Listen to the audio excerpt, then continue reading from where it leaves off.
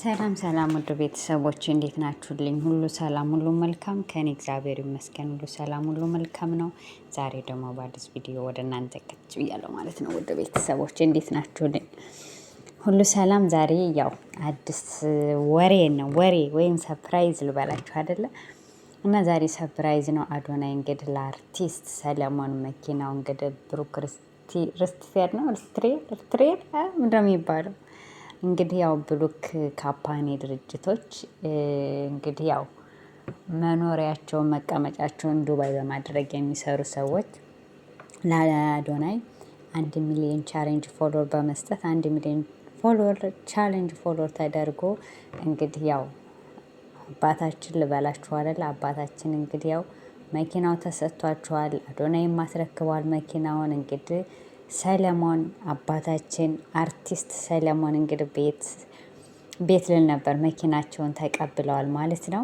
ዛሬ ያው በይፋ በህዝብ መካከል ተቀብለዋል።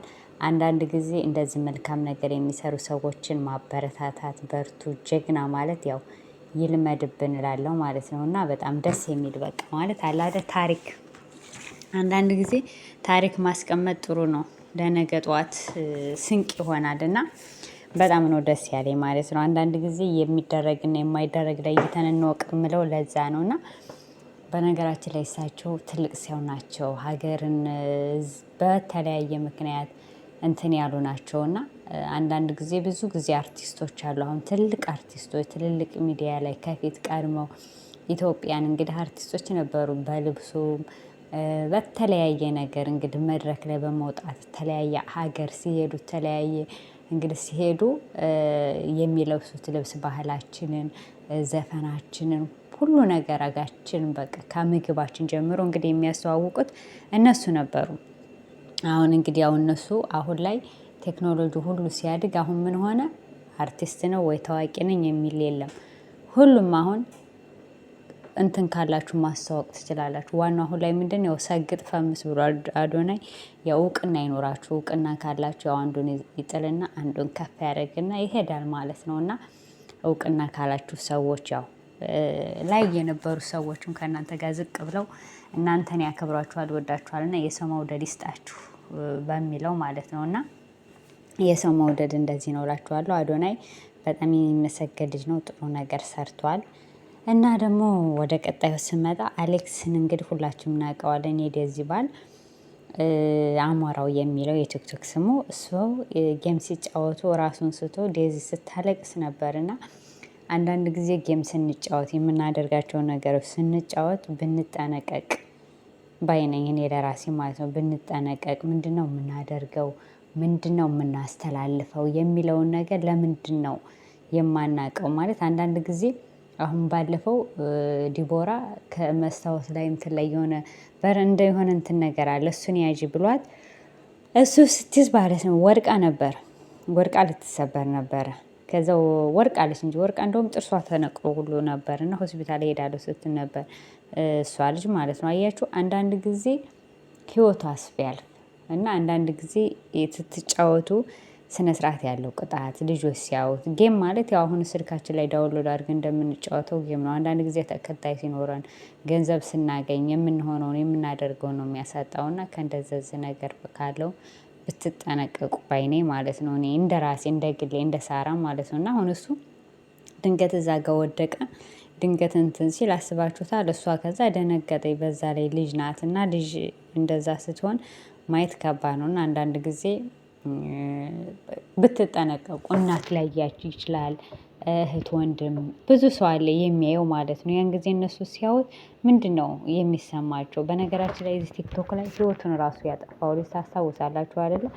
አሁን አግቢኝ ጓደኛዬ ነች ሲላት እምቢ ትለዋለች። እምቢ ስትለው ህይወቱን አጥፍቶ ልሰቀል ነው ሲላት ከዛ በኮመንት ታው ስሉ የሰው ህይወታችሁን ያጥፋሉ። እና ያ ልጅ አሁን ህይወቱን አጠፋ። አሁን ያቺ ልጅ ሁል ጊዜ የአእምሮ ጸጸት ሁል ጊዜ በጸጸት እያለች ታለቅሳለች። በነገራችን ላይ እሺ ብለው ኖሮ እኮ እንደዛ አይሆንም ነበር እሺ ብለው ነበር እያለች ማለት ትጸጸታለች። እና ጸጸት በጣም መጥፎ ነው ከምንም በላይ ማለት ነው። ከምንም በላይ እና ራሱን እንግዲህ በገመድ የሰቀለው ልጅ የዛሬ 4 አመት 3 አመት አካባቢ ማለት ነው። እና የሞተው ማለት ነው። አንዳንድ ጊዜ በዛ እንደዛ ሲሞት ቤተሰቦቹ እያዩ ነበር እንግዲህ ላይቭ ላይ ያው እርግጠኛ ነኝ በአሁኑ ሰዓት ኢንተርኔት የማይጠቀም ነገር ቤተሰቦቹ ያሉ ጓደኛ ያያል በምን እንደሆነ በዛ ላይ እሷን ያያታል። እንደዛ ሲዋት እሷ እኮ ናት የልጃችን ጸጸት አሁን እሷ እሺ ብትለው ከዛ በኋላ ነገሮቹን ብታስተካክል የማይሆናት ከሆነ የሚል ነገር ይመጣል። እና ብዙ ነገሮች አሉ እና ከእንደዚህ ያሉ ነገሮች ብንጠነቀቅ ባይ ነኝ እኔ በራሴ ማለት ነው። ሚዲያ ላይ ስንመጣና አሁንም አሌክስ ዴዝ ከእንደዚህ አይነቱ ብትጠነቀቁ መልካም ነገር ብታስተውሉ ነገ ለልጆቻችሁም ለእናንተም ጥሩ አይደለም የሚል ሀሳብ አለኝ እኔ እንደራሴ ማለት ነው። እና ደግሞ ወደ ሁለተኛው ስመጣ እንግዲህ ያው ዱባይ ላይ አምጥታት ሰራተኛዋ ልጅቷን ምን አረገቻት መሰላችሁ? ውድ ቤተሰብ ነን ተባዮች ማለት ነው። የአክስቷ ልጅ ናት።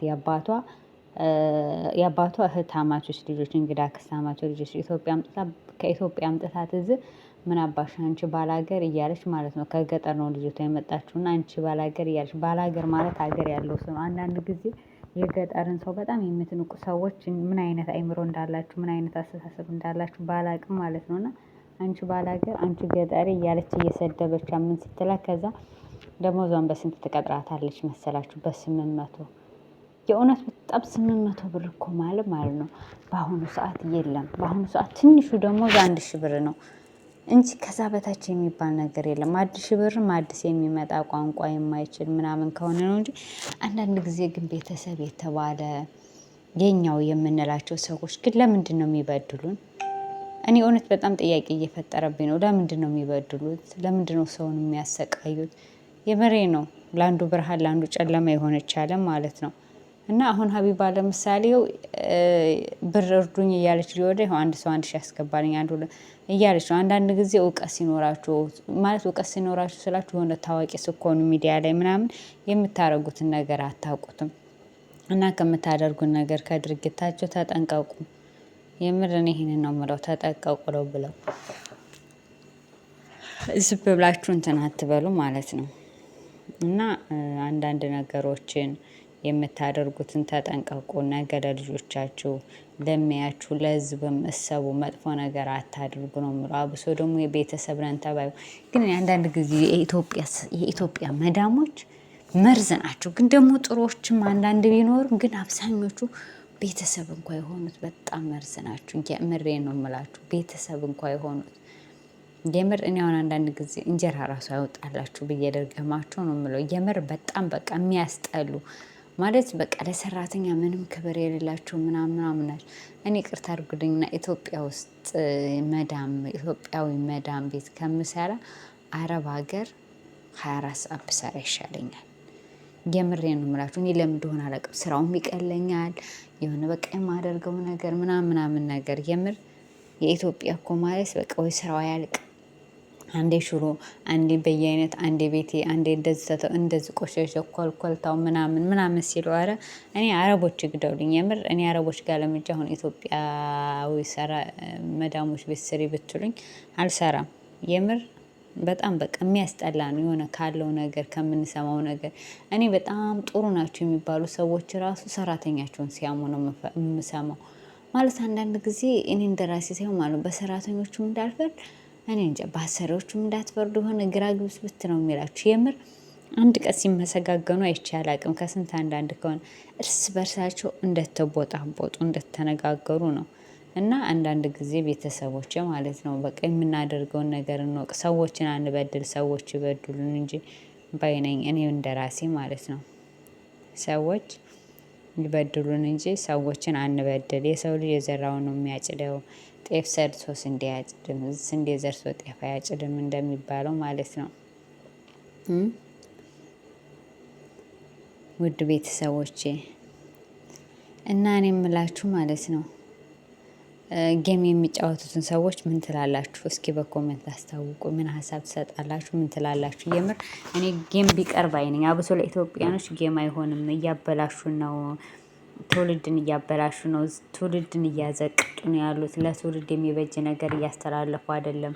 ጌም የሚጫወቱት መንግስት ደህና አስሮ እኮ ሁሉንም ቅጣት ሰጥቷቸው ነበር። ግን አሁን ላይም እንደዛው ነው እንትን እያሉ ያሉት የምር እና በጣም የሚያስጠላ ነው። ከእንደዚህ አይነት ቢቆጠቡ ባይነኝ። አሁን ከ18 ዓመት በታች የሆኑ ሁሉ አሁን እኮ ኢንተርኔት እያዩ እየተጠቀሙ ነው። ከዛ በታች ያሉ ሁሉ ማለት ነው። እና ከእንደዚህ አይነቱ መቆጠብ እንዳለባቸው መናገር አለብን ብዬ አምናለሁ ማለት ነው። ውድ ቤተሰቦቼ እና ሁላችሁም ላይክ፣ ሼር፣ ኮመንት፣ ሰብስክራይብ እያደረጋችሁ የምታደርጉልኝ አመሰግናለሁ። መልካም ምሽት ይሁንላችሁ።